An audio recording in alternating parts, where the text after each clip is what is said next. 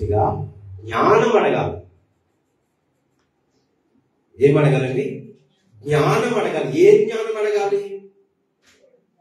ఈ లోక జ్ఞానం అయితే మనం బ్రతకడానికి, అదే దైవ జ్ఞానం అడిగితే దేని కొరకు? అది పరలోకం గురించి మనం అడుగుతున్నాం. అందుకే మనం చూస్తే ఎవరైతే దైవ జ్ఞానం పొందుకుంటారో, దేవుని జ్ఞానం పొందుకుంటారో వారంట దేవుని యందు భయభక్తులు కలిగి ఉంటారంట. అందుకే మనం ఈ లోకరీతిగా మాట్లాడుకుంటే వీరు జ్ఞానం లేని వారని చాలా మంది అంటారు. వీరికి జ్ఞానం లేక అలాగే మాట్లాడుతున్నారు అంటారు. వీడికి జ్ఞానం లేక ఇలా ప్రవర్తిస్తున్నాడు అంటారు. ఈమెకి జ్ఞానం లేదు కాబట్టే తన ఇల్లు చక్కబెట్టుకోలేకపోతుంది కొంతమంది అంటారు. అసలు ఏ జ్ఞానం కావాలి మనకి?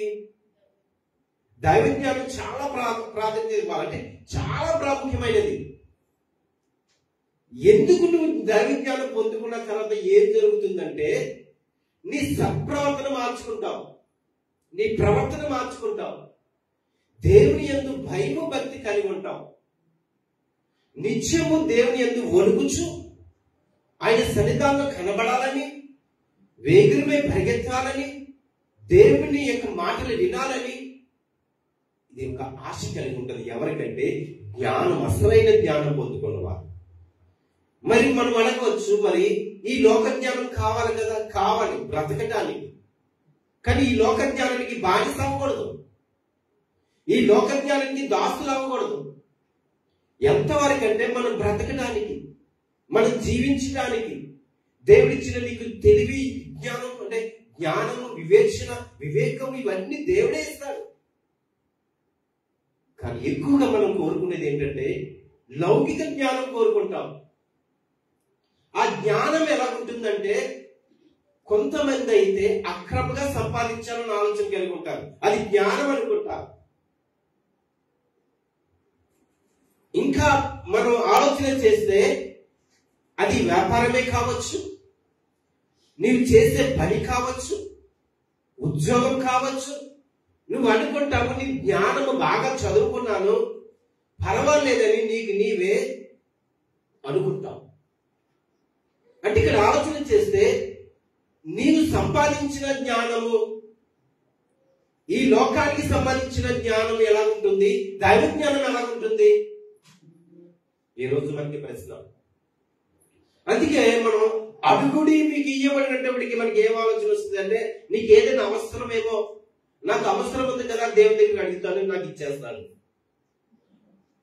అసలు ఆయన నిజమైన జ్ఞానవంతుడు ఏమడుగుతాడు? జ్ఞానం కలిగిన బిడ్డ ఏమడుగుతాడు? దేవుని యొద్దకు వచ్చి ఏమడుగుతాడు? ఈ మాట చెప్తుంటే అడుగుడి మీకు ఇయ్యబడును, వెతకడి మీకు దొరుకును, తట్టుడి మీకు తీయబడు అంటే దేనికి అర్థం ఇది?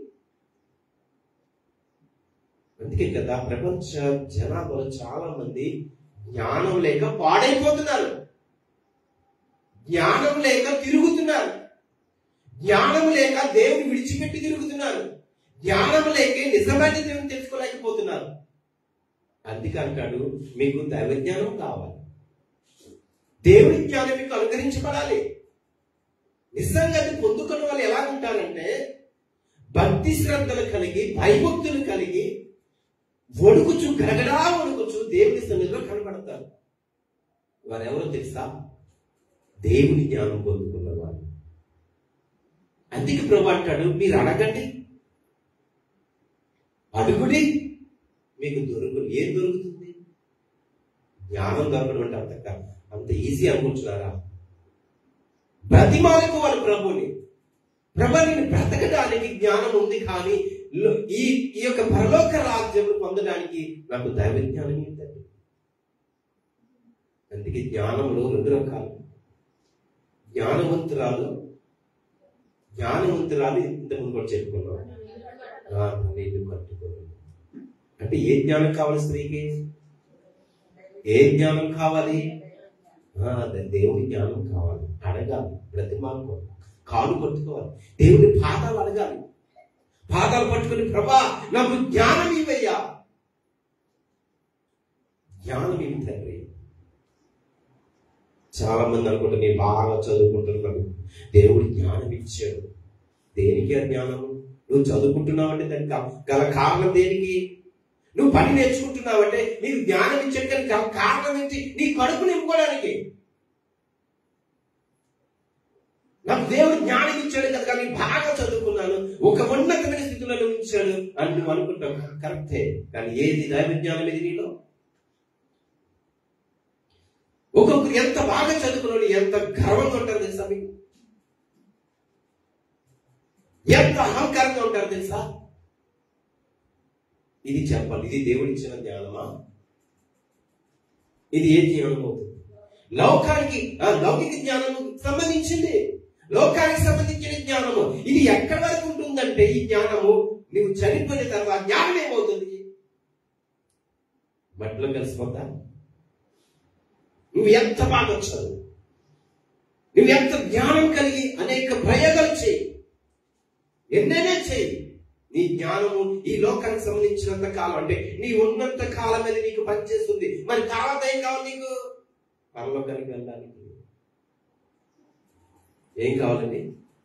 దేవుని జ్ఞానం కావాలి.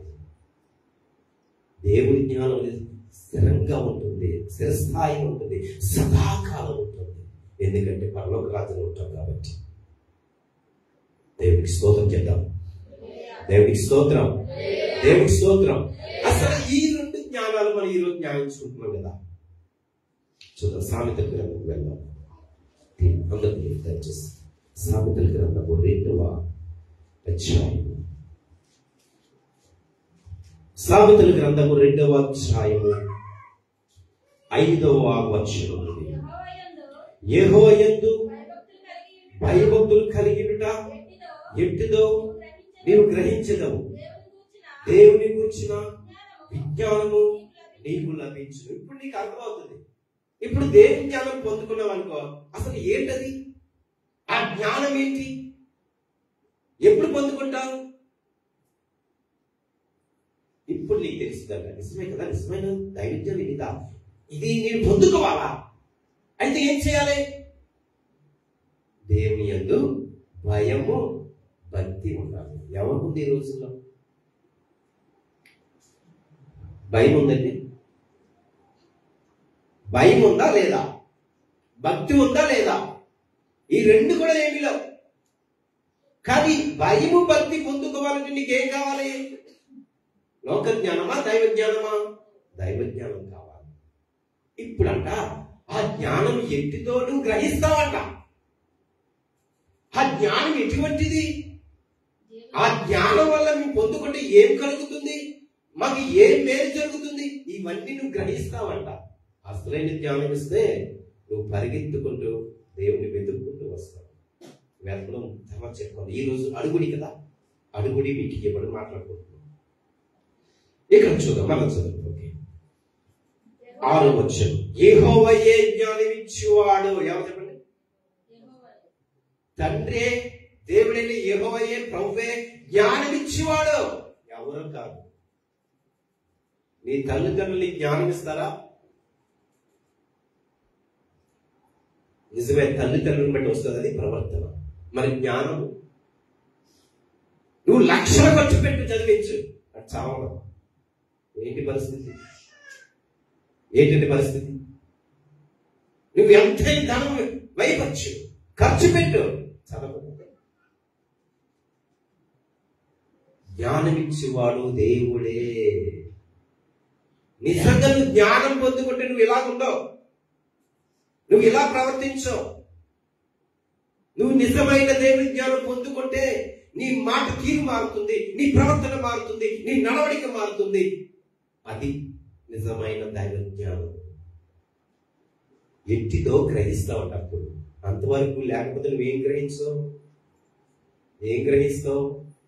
లోకం వైపు చూస్తావు. లోక జ్ఞానం ఎలా ఉంటుంది? లోక జ్ఞానం ఎలా ఉంటుంది? రంగుల వలయము. కానీ ప్రియ సహోదరుడు, సహోదరి, మనం జ్ఞాపకం చేస్తే మనం ఉన్నంత కాలమే నీవు సంపాదించిన జ్ఞానము మట్టిలో కలిసిపోతుంది. కానీ దైవ జ్ఞానం పొందుకుంటే దేవుడిచ్చిన జ్ఞానం పొందుకుంటే, దేవుడిచ్చిన జ్ఞానం పొందుకుంటే అది ఎక్కడికి తీసుకెళ్తుందండి? పరలోకానికి తీసుకెళ్తుంది. ఆ పరలోకంలో మనం సదాకాలం ఉంటాం, సదాకాలం జీవిస్తాం. అందుకే ఈ లోకానికి, ఈ లోకం సంబంధించిన జ్ఞానము మనం బ్రతకడానికి, దాని జ్ఞానం పొందిన వారు నిత్య జీవం పొందడానికి పరలోకానికి కావాల్సినటువంటి దాని జ్ఞానం కావాలి. చూద్దాం, ఇంకోటి చూద్దాం. 7వ వచనం. యెహోవాయే జ్ఞానమిచ్చివాడు, తెలివియు వివేచనయు ఆయన నోట నుండి వచ్చును. చాలు. ఎక్కడి నుంచి వస్తాయి? తెలివి జ్ఞానము ఆయన నోట నుండి వచ్చును. నువ్వు పరిశుద్ధ బైబిల్ గ్రంథం చదువుతున్నావంటే నీకేం జ్ఞానం కావాలి? లోక జ్ఞానం వైపు చూసి చదవు, నీకు అర్థం కాదు. ఎప్పటికీ కూడా నీకు అర్థం కాదు బైబిల్. నువ్వు ఏ రీతిగా చదువుతున్నావో, నీ యొక్క భవిష్యత్తు గురించి చదువుతున్నావో ఆ రీతిగా నువ్వు చదవకు, నీకు అర్థం కాదు. ఎప్పటికీ నీకు అర్థం కాదు. ఒక్క మాట కూడా మనకి అర్థం కాదు. అందుకే ప్రభు దగ్గర పాదాలు పట్టుకొని, ప్రభు నాకు జ్ఞానం ఏంటి ఆయన బైబిల్ చదవడానికి, అర్థం చేసుకోవడానికి జ్ఞానం ఏంటండి, దాని జ్ఞానం గురించి ఎప్పుడైనా అడిగావా? ఎప్పుడైనా మీరు అడిగారా? ఎప్పుడైనా అడిగారా? ఇప్పుడు ప్రభు అంటున్నారు, అడుగుడి మీకు ఇవ్వబడినట్టు ఏంటి? మీ అవసరం కాదు. ఎప్పుడు అడుగుతావు? ఏదో ఒక కష్టం వచ్చిందంటే, ఒక ఇబ్బంది వచ్చింది, ఇదిగో ప్రభు దగ్గరికి వెళ్ళిపోతున్నా, నేను అడుగుతాను, ఆయన ఇచ్చేస్తానంటే నేను అమాయకుడే కాదు. ఏమడుగుతున్నాడు? అసలు మీరు ఏమడుగుతున్నారు? ఏం వెతుకుతున్నారు? ఏమడుగుతున్నారు? మీకు అర్థమవుతుందా? మీకు అర్థం కాదు. జ్ఞానం కలిగి ఉన్నప్పుడు ఎట్టిదో నువ్వు గ్రహిస్తావు. ఏమంటున్నాడు? ఏం ఎదగమంటున్నాడు ప్రభు? అసలు ప్రభు ఏం ఎదగమంటున్నాడు? వెండి వెతికినట్లు, దాచబడిన ధనం వెతికినట్లు, మొదటగా నా నీతిని ఎవరు వెతుకుతున్నారు ఈరోజు చెప్పండి. అందుకే అపోస్తలుడైన పౌలు అంటాడు, నీతిమంతుడు ఒక్కడు లేడు, అందరూ పనికిమాలినోళ్ళు అంటాడు. ఎంత భయంకరమైన మాట! నీతిమంతుడు ఒక్కడు లేడు, అందరూ కూడా పనికిమాలిన అంటారు. ఎంత సిగ్గండి మనకి మాట వింటే. ఇప్పుడు ఏం వెతుకుతున్నావు? నువ్వేం వెతుకుతున్నావు? మొదట నా నీతిని, నా రాజ్యాన్ని వెతకండి అయ్యా ముందు. అప్పుడు చూద్దాం. అప్పుడు మీరు ఏది అడుగుతారో అప్పుడు ఏమంటారు తెలుసా? దేవుడు నిన్ను నిర్మించాడు, ఏర్పాటు చేశాడు, తన పోలికలు నేను చేసుకున్నాడు. నీ యొక్క అవసరత దేవుడికి తెలుసా తెలీదా? మొక్క నాటాడు, నీరు పోయాలని తెలియదా తోటమాలికి? చెప్పండి. దేవుడు ఏర్పాటు చేసుకున్నాడు, నిన్ను నిర్మించాడు, తన స్వభావం నేను చేసుకున్నాడు, తన స్వరూపం నేను చేసుకున్నాడు, తన పోలికలు నేను చేసుకున్నాడు. మరి నీ అవసరం తెలియదు దానికి తెలియదా ప్రభువుకి? అందుకంటాడు, మీరు అడగక మునిపే మీ కష్టం ఏంటో నాకు తెలుసు, మీ ఇబ్బంది ఏంటో నాకు తెలుసు, మీ పరిస్థితి ఏంటో నాకు తెలుసు, అన్నీ తెలుసు, నేను చేస్తానంటాడు. కానీ నువ్వేం అడుగుతున్నావు? మనమేం అడుగుతున్నావు? ఓ లోకాన్ని పక్కన పెట్టుకుని మోకరించి కళ్ళు మూసుకొని 2 చేతులు నమస్కరించి, ప్రభువా నాకు ఇది కావాలయ్యా, అందులో జ్ఞానం ఉందని అడుగుతున్నావా? నాకు జ్ఞానం కావాలయ్యా ప్రభువా, జ్ఞానం ఉంటే నేను బ్రతుకుతానయ్యా.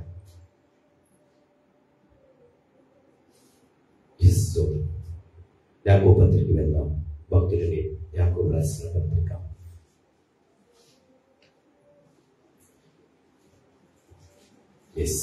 యాకోబు రాసిన పత్రిక మొదటి అధ్యాయము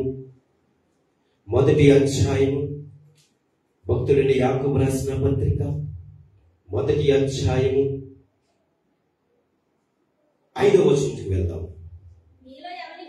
మీలో ఎవరికైనాను జ్ఞానము కొదువుగా ఉన్న ఎడల అతడు దేవుని అడగవలెను. చాలండి. ఎవరు అడగాలి? దేవుని అడగాలి. మనం అనుకోవచ్చు. అందుకే జ్ఞానం లేక కొంతమంది చూడండి పిచ్చలు రోడ్డు మీద తిరుగుతారు. ఏంటి రోడ్డు మీద తిరుగుతారు కదా, వాళ్ళకి ఏముండవు, తినడానికి ఆహారం ఉండదు, వేసుకోవడానికి వస్త్రాలు కూడా ఉండవు. వారికి తెలియదు.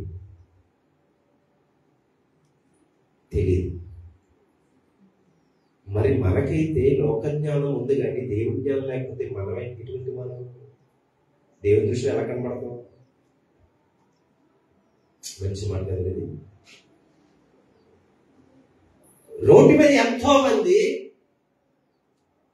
అంటే పిచ్చివారు, అంటే వారికి తెలియదు, ఇంకా వారి వస్త్రాలు తొడుక్కున్నారని వారికి అర్థం కాదు, వారికి ఏ సమయానికి ఆకలిస్తుందో వారికి తెలియదు, ఎలా ఉండాలో తెలియదు. రోడ్డు మీద అలా తిరుగుతూనే ఉంటారు, వారికి తెలియదు. దేవుడు కూడా మనల్ని అలా చూస్తున్నాడేమో. వీళ్ళు లోక జ్ఞానం కొరకే పరిగెడుతున్నారు, లోక జ్ఞానం అనుసరిస్తున్నారు. నిజమైన జ్ఞానం కొరకు మీరు పోరాడడం లేదు, ఎదురు రావడం లేదు, అడగడం లేదు. ఇప్పుడు దేవుని దృష్టిలో మనం ఎలా ఉన్నాం? ఏంటి ఎలా ఉన్నామండి? వస్త్రాలు ధరించుకున్నా దేవుని దృష్టిలో ఎలా ఉంది? మనం పిచ్చుల్లా కనబడుతున్నాం. ఎందుకంటే మీరు అడగడం లేదు. ఎందుకంటే ఇక్కడ మీలో ఎవరికైనాను జ్ఞానము కొదువుగా ఉండే కదా అతడు దేవుని అడగవలెను, అప్పుడు అది అతనికి అనుగ్రహింపబడను. ఆయన ఎవరిని గద్దింపక అందరికీ ధారాళంగా దయచేయడప్ప. జ్ఞానం అంటే ధారాళంగా దయచేస్తాడంట. ఇది అనుకుంటారు ధారాళంగా అంటే దేవుడు అడిగినప్పుడు నాకు ధారాళంగా దయచేస్తాడు. ఏంటి? ధనము. అందుకంటే మన జ్ఞానం అమ్ముకోకూడదు. ఏంటో తెలుసా? దానికి అర్థం ఏంటో తెలుసా? దైవ జ్ఞానం పొందుకున్న తర్వాత, దేవుని కృప పొందుకున్న తర్వాత నువ్వు దేవుని అమ్మకూడదు.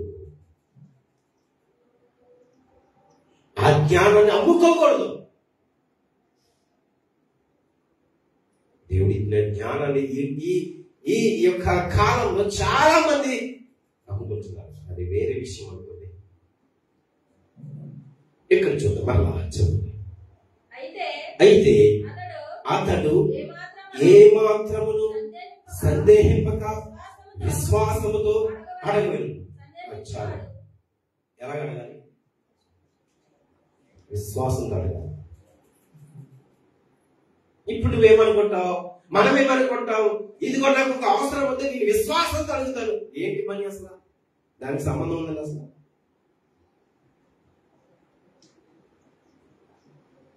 లోక సామెత ఏంటంటే, నేను వస్తాను, నువ్వు ఎంత ఇస్తావు. ఏంటంట? నేను వస్తాను, నువ్వు నాకేమిస్తావు. నేను వస్తాను, నువ్వు నాకేమిస్తావు. ఏంటి దానికి అర్థం? చెప్పండి. నేను వస్తాను, నువ్వు నాకేమిస్తావు. ఇప్పుడంతా ఇదే జరుగుతుంది కదా. దేవుడి దగ్గర ఇదే జరుగుతుందా నేను చెప్పండి. నేను వస్తున్నాను అయ్యా ప్రతి వారం, నువ్వు నాకేమిస్తావు. ఎందుకు వస్తున్నావు అసలు? నువ్వు దేని కొరకు వస్తున్నావు అసలు? మన యొక్క ప్రయాసం ఏంటి అసలు? మన యొక్క ఉద్దేశాలు ఏంటి అసలు? మందిరానికి రావడానికి ఎవరు గ్రహిస్తున్నారు? అసలు ఏమడుగుతున్నావు నువ్వు? దేవుడు అంట నవ్వుతాడంట. ఏంటి ఇలా ప్రార్థన చేస్తున్నారు? ఇలా ప్రార్థన చేస్తున్నారేంటి? అయ్యో వీరికి సమస్తం ఇచ్చాను కదా, ఏంటి వీరి ప్రార్థన ఏంటి? అడుగుడి మీకు ఇవ్వడనంటే వీళ్ళు ఏమడుగుతున్నారు? ఎంత లీస్ట్ తెస్తాం మనం? ఎక్కడి నుంచి స్టార్ట్ చేస్తాం? మొదటి నుంచి నీ చరిత్ర అంతా అక్కడే పెడతాం. ఒకప్పుడు నేను ఎలా ఉన్నానయ్యా, నన్ను ఉన్నత స్థితిలో పెట్టు, నన్ను బాగుచే, ఇలా ఉంచు, అంతేగాని ఇదిగో నాయన నేను పశ్చాత్తపడుతున్నా, నాకు జ్ఞానం ఇద్దండి నాయన. దేవుని జ్ఞానం పొందుకున్నవారు ఏమడుగుతారు తెలుసా?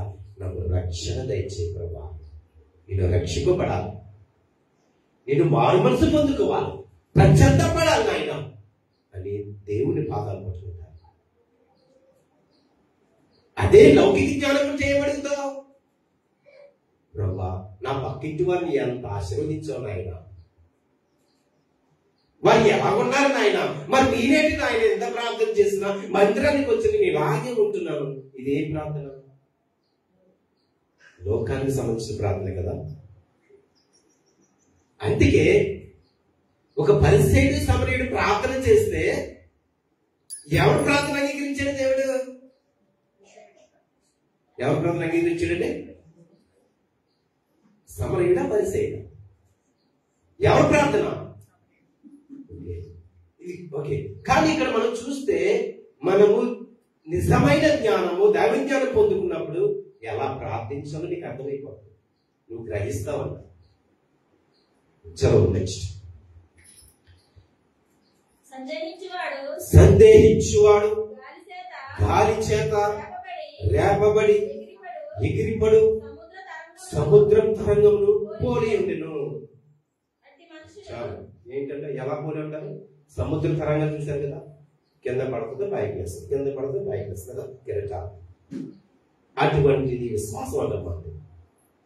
ప్రార్థన చేస్తాము, తర్వాత వెళ్ళి నేను చేసిన ప్రార్థన దేవుడు ఆలకించాడా? ఆలకించాడా? అసలు నువ్వు ఏం అడుగుతున్నావు? నువ్వు దేవుని సన్నిధిలో ఏం అడుగుతున్నావు?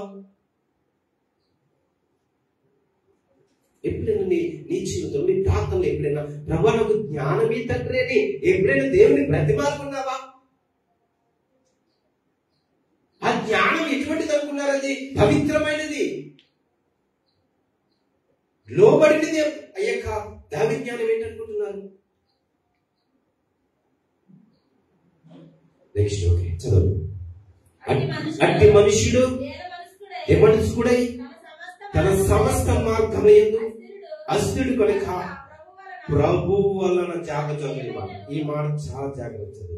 కనుక ప్రభు వలన తనకేమైనా దొరుకునని తలంచుకోరాదు. ఎంతమంది వస్తున్నారు చెప్పండి? ఏం దొరుకుతుందని వస్తున్నారు మందిరానికి?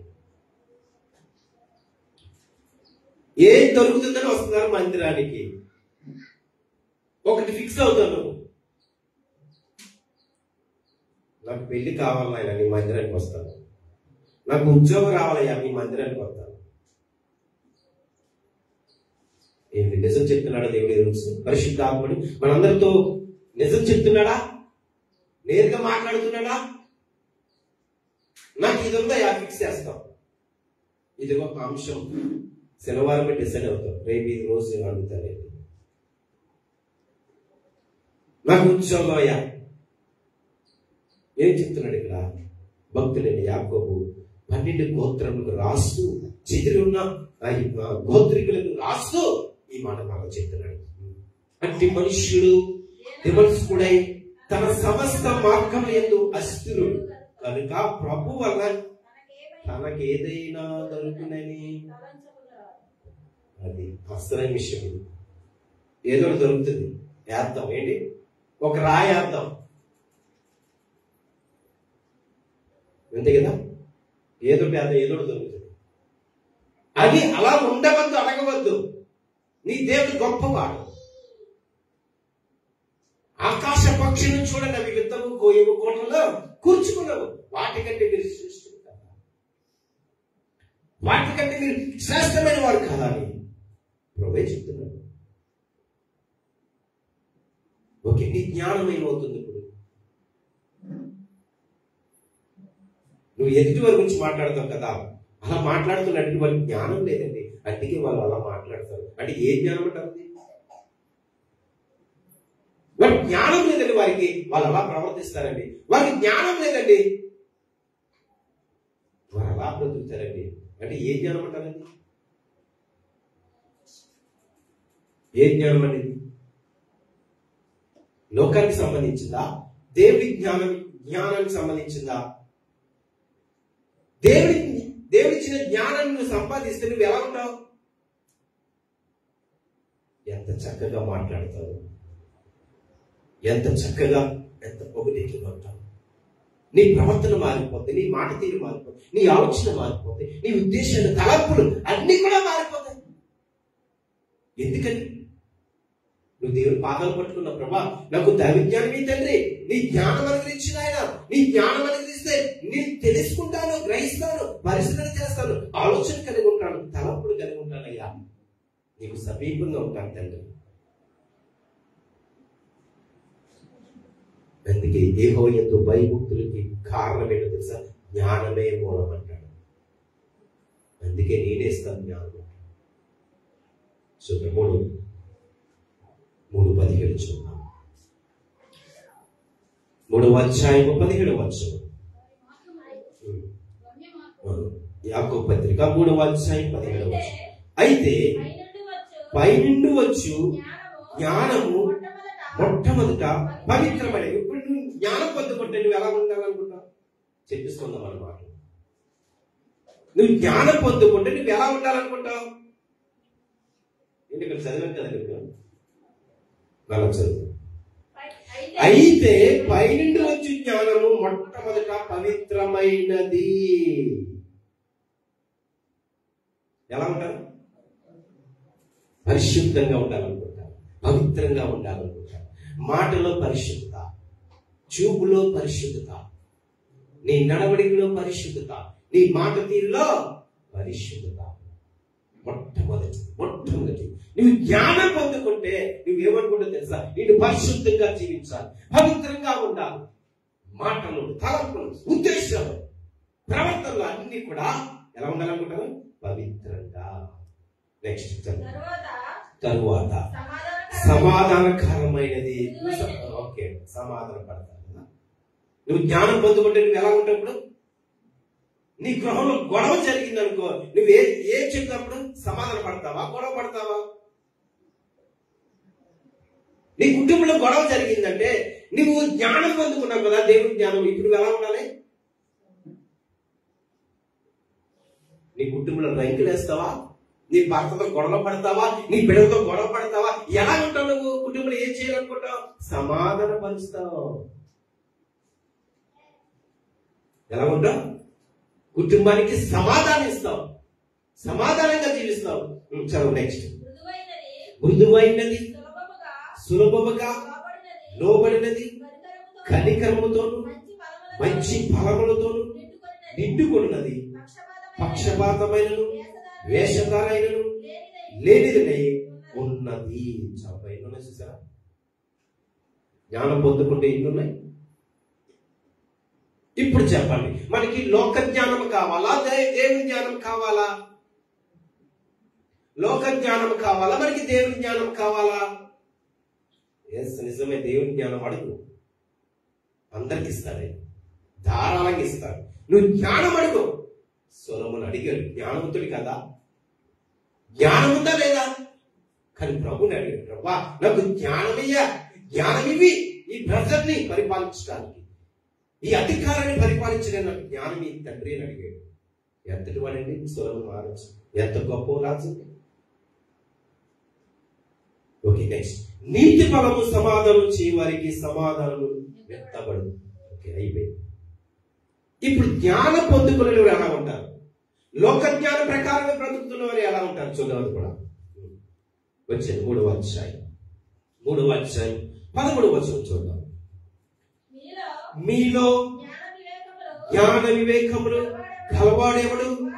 వాడు జ్ఞానంతో కూడిన సాత్వికం గలవాడే తన యోగ్య ప్రవర్తన వలన తన క్రియలను కనపరచవని. అయితే ఇక్కడ ప్రశ్న వేస్తాడు, అయితే మీ హృదయములలో సహింపవని కానీ మత్సరమును వివాదమును ఉంచుకున్న వారైతే అతిశయపడవద్దు, సత్యమైన విరోధంగా అబద్ధమాడవద్దు. నెక్స్ట్. ఈ జ్ఞానము పైనుండి దిగి వచ్చినది కాక. చాలు. ఏ జ్ఞానం ఇది? మత్సరం, గొడవలు పడతారు కదా, ఏమండి? ఏ జ్ఞానం అంటారు ఇది? ఒక్కొక్క మాట దేవుడు మనల్ని ఈరోజు మనతో ముఖాముఖిగా మాట్లాడుతున్నాడు పరిశుద్ధాత్మ దేవుడు. ఏ జ్ఞానం అంటారు? ఇక్కడ చెప్పింది నేను చెప్పిన మాట, లేఖనం చెప్పిన మాట, దేవుడి యొక్క గ్రంథంలో లిఖితమైన మాట నేను చెప్పింది. చూద్దాం.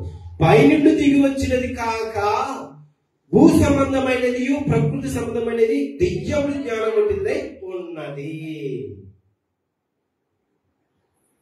ఎన్ని వచ్చినాయండి? ప్రకృతి సంబంధించిన దెయ్యముల జ్ఞానం.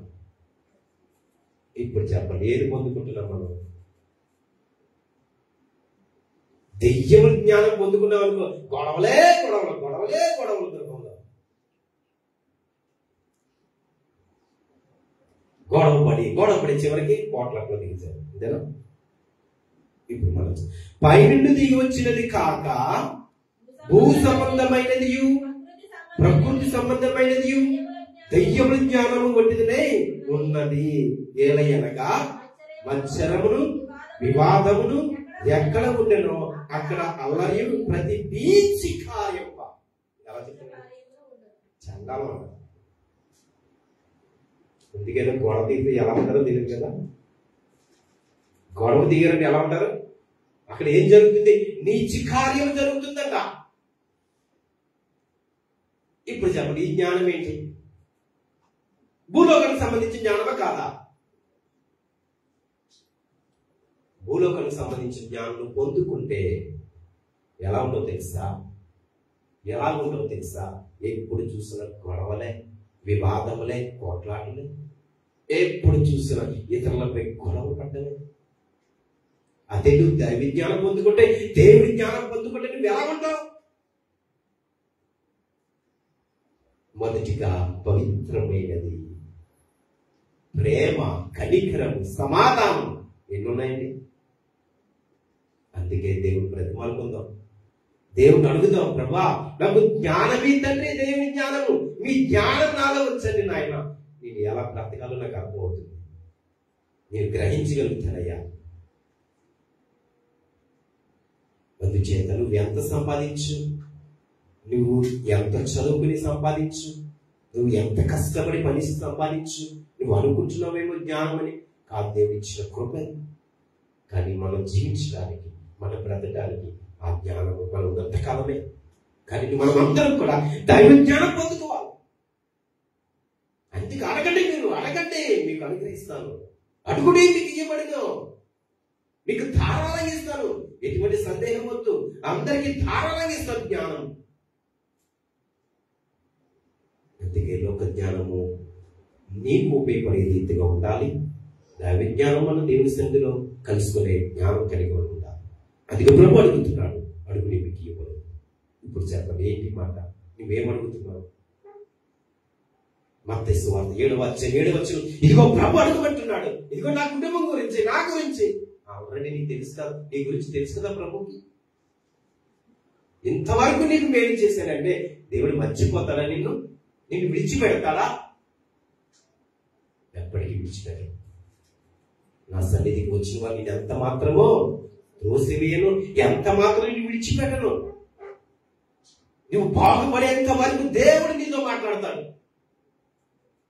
ఎవరైనా నిన్ను నిందించవచ్చు, ఎవరైనా నిన్ను విసర్జించవచ్చు, ఏ విషయం గురించి అని నిన్ను బాధ పెట్టవచ్చు. కానీ దేవుడు అలా కాదు. నువ్వు బాగుపడేంత వరకు దేవుడు నీతో మాట్లాడతాడు. అది దేవుడి ప్రేమ, దేవుడి జ్ఞానం. మరి ఈ రోజున దేవుడిని అడుగుతావా?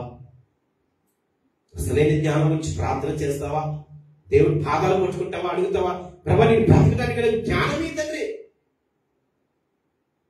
ఈ లోకం విడిచిపోయిన తర్వాత ఏం జరుగుతుంది? దైవ జ్ఞానమే నడిపిస్తుంది, పరలోకానికి చేరుతుంది. రక్షణ తీసుకో, మారు మనసు పొందుకో, తెలుసుకో, గ్రహించు, జ్ఞానం పొందుకున్న తర్వాత దాన్ని అనుభవించు, సంపాదించుకో. దేవుడు అద్భుత కార్యాలు చేస్తాను నీ జీవితంలో. మహిమ కార్యం చూస్తాం, అద్భుతమైన కార్యాలు చూస్తాం. ప్రభు అంటే ఎవరు అనుకుంటున్నాం? దేవుడు అంటే ఎవరు అనుకుంటున్నాం? ఏదో వచ్చి 4 మాటలు చెప్పేస్తే సరిపోతుందా? అడుగు, ప్రభుని అడుగు, ప్రభుని అడుగు, ప్రభుని అడుగు. జ్ఞానమే తండ్రి.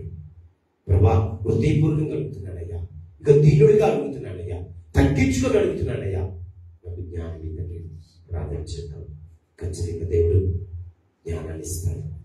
దైవ జ్ఞానం పొందుకుంటాం, నీ కుటుంబాన్ని కట్టుకుంటాం, క్రీస్తులో కట్టబడుతుంది, క్రీస్తులో కలిగి ఉంటుంది. ఎందుకంటే నువ్వేం పొందుకున్నావు? ఏం పొందుకున్నావు? దేవుని జ్ఞానం పొందుకుంటే సమస్తము దేవునికి సమకూడి మీరు చేస్తారు. ప్రభు పరిశుద్ధ వాక్యం దీవించి ఆశీర్వదించిన దాకా ఆమేన్. చిన్న ప్రార్థన. మహోన్నతుడా పరిశుద్ధురానికి వందనాలు, స్తోత్రాలు చెల్లించుకుంటున్నాం. ఆత్మదేవ మహిమగల తండ్రి, ప్రభానికి స్తోత్రాలు చెల్లించుకుంటున్నాం.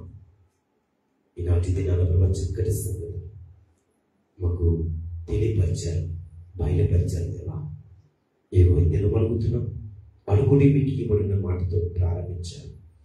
ఏమనగాలని ఒక ప్రశ్న, మాలో ఒక సందేహం తండ్రి. ఇదిగో నాయన అడుగుతున్నాం తండ్రి, మాకు జ్ఞానం ఇవ్వండి, దైవ జ్ఞానం అనుగ్రహించండి. మీ జ్ఞానం ఉంటే మాకు ధైర్యం తండ్రి. మీ జ్ఞానం ఉంటే మేము పవిత్రంగా ఉంటాం, ప్రేమ కలిగి ఉంటాం, సమాధానం కలిగి ఉంటాం. దేవా అన్ని విషయాల్లో నాయన ముందుకు సాగుతాం తండ్రి. దయతలచండి, మా పట్ల కరుణించండి, కృప చూపించండి. మా తండ్రి ప్రతి ఒక్కరి జీవన ప్రతి ఒక్కరికి జ్ఞానం పొందుకొని కొన్ని దయచేయండి. అయ్యా నేనే జ్ఞాన ఆధారం అంటున్నాను, జ్ఞానం ఇచ్చేవాడు నేనే అంటున్నావు కదా తండ్రి. నాయన బిడ్డలందరికీ సమైన సత్యమైన జ్ఞానం అనుగ్రహించి మీ జ్ఞానం వచ్చి మేము బ్రతుకుతూ ఉంటారు.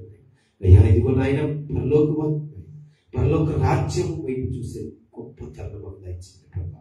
నీకు వందనాలు, స్తోత్రాలు. ఈ సమయం మీ చేతులకు అప్పగిస్తున్నాం.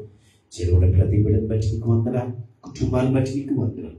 ఎవరైతే ఆన్లైన్ ద్వారా వీక్షించారో వారిని, వారి కుటుంబాన్ని కూడా దీవించున్నాయి, ఆశీర్వదించమని వేడుకుంటున్న తండ్రి నీకు స్తోత్రాలు. చేరువడ ప్రతి బిడ్డ, ప్రతి కుటుంబాన్ని జ్ఞాపకం చేసుకోమని క్రీస్తు ప్రభు పేరిట ప్రార్థించి అడిగి వేడుకుంటున్నాను ప్రియమైన పరమ తండ్రి. ఆమేన్. తండ్రి కుమార పరిశుద్ధ త్రియేక దేవుని దీవెన ఆశీర్వాదం ఎప్పుడు ఎల్లప్పుడు సదాకా చివరి బిడ్డలకు కుటుంబం దేవుని యొక్క దైవ జ్ఞానం దేవుడి అనుగ్రహించును కనుక ఆమేన్. అందరికీ వందనాలు.